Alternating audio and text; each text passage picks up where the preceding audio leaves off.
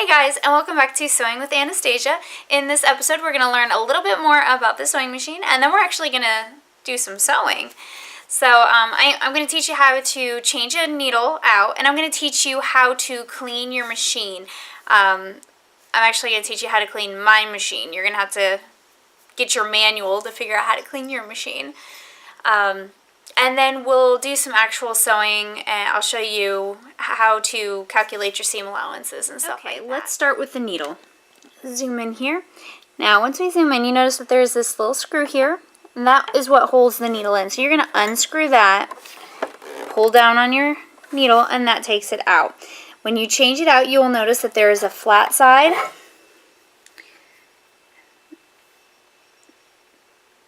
You'll notice there's a flat side and there's a round side. Your flat side is going to go towards the back of your machine if you have a machine like mine. If you do not, you might want to look in your manual and make sure that you're doing it correctly, and then you just screw this back up in order to get your needle to stay in place. You're also going to want to clean your machine. Cleaning your machine, you're going to need to get your manual out and look at your manual to see how your machine needs to be cleaned. All the machines are going to be slightly different. They're all going to be kind of the same as well. Utilize that manual to figure out exactly what needs to be done. Do not use canned air as it contains moisture, and moisture on metal causes rust. Do not blow into your machine. Also, saliva is moisture, could cause it to rust. I actually do use canned air, but that's because this is a cheapo machine that I do not plan on having for the rest of my life, so I want to get a better one, and it's just faster. It's terrible. Don't do what I do.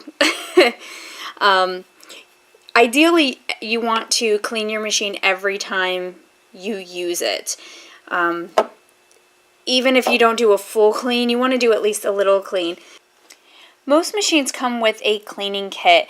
It's going to contain a lot of things, but what you really need, or at least what I really need to clean mine, is this piece here, which is kind of a weird guitar pick looking Phillips screwdriver, and this one here. Now, like I said, to do a full clean, you need to look in your manual, but we can do kind of a basic clean after every use. I don't know that you need to do a deep clean every time, but you do need to get, when you're using fabrics, they kind of shed lint, and you need to get that lint out of there. So, to do that, at least on my machine, like I said, check your manual for yours. You're going to use this little guitar pick looking thing, and you're going to unscrew this piece. Now I got both of these unscrewed.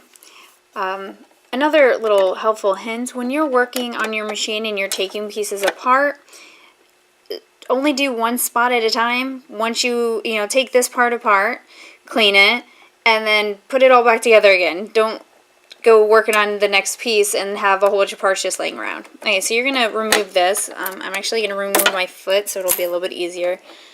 Just lift this up, you're going to pull it out. It is a little tricky. It's kind of snaps in there a little, so you just maneuver it around until it comes out. And you're left with this. And I don't know if you can really appreciate it very much on here, but there's some lint in here. You see, yeah, lint. Look at all that lint. And this is just from one single use, basically. I just cleaned my machine not too long ago. I have used it since then, so... and that's what this little brush is for. You don't have to use this brush. You can go and get another brush. I have seen some people who use brushes, the brushes that are meant to clean your keyboard and stuff like that, and that works fine. You just want to get this lint up. So you're just going to brush it around in here, and you'll get the lint. You're going to just keep doing that. Make sure you get nice and deep in there and get all of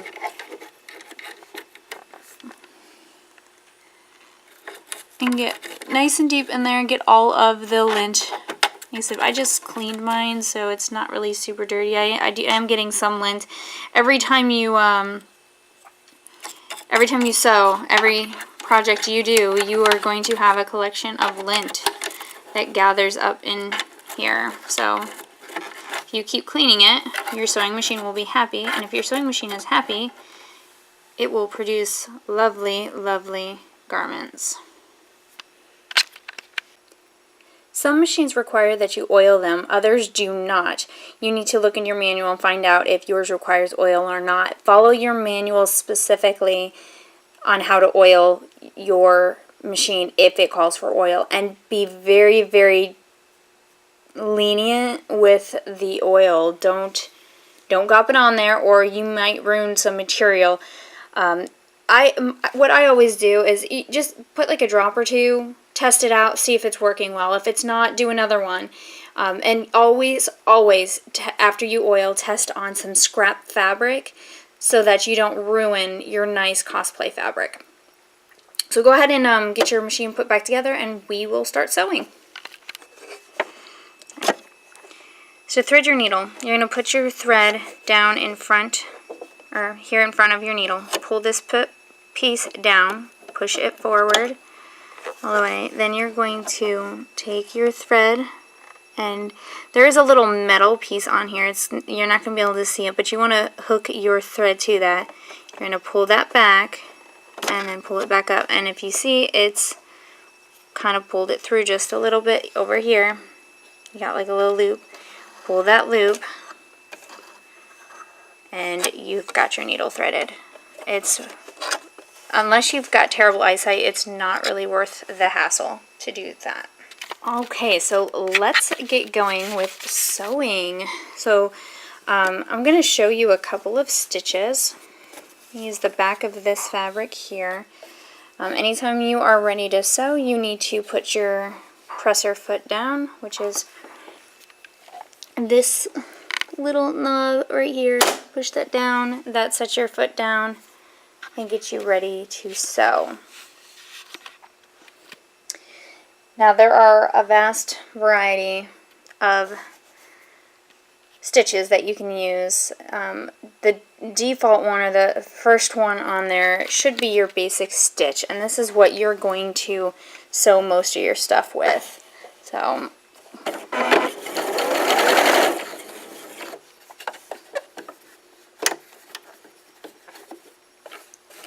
that is going to give you this stitch right here, and that is what you're going to use when you're sewing two pieces together on your pattern. There are some other stitches that I want to show you.